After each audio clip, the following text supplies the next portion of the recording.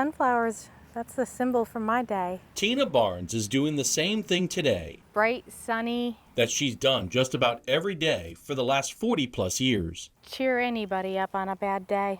It's a bright, sunshiny day. Tina picked up her first camera at 8 years old. Yeah, Kodak 110. And her muse?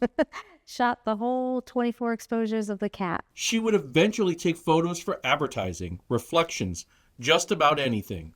Nature was one of my favorite things to photograph growing up. As time progressed on, Tina graduated and entered the workforce. Well, there was a little bit of a hiatus from photography. Tina switched from taking photos of smiling people to helping to fix people's smiles. When I graduated college, I moved back upstate New York and got into dentistry. And for the next 26 years, her world was revolved around extractions, root canals, and crowns. And then the last 6 years, I worked the front desk. I managed the doctor's schedule. Tina moved to Florida. A friend saw her photos and suggested she start showing them to everyone. We went to this art reception and I got the visual arts information and started exhibiting and showing here.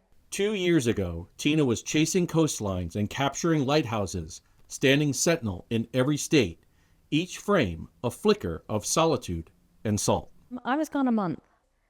And at the Wyvern, actually, 7 of them are on display. With thousands of photos taken over the years, we hit Tina with a question that stopped her in her tracks. Have you ever thought about what your life would be like if you never picked up that camera when you were 8?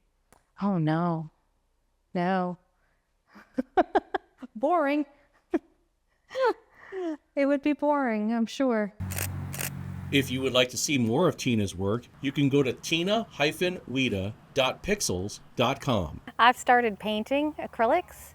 Not that good at it, so I'm sticking to photography. For CCTV Artist But it's Showcase, good to have a backup. I'm Tom Lloyd.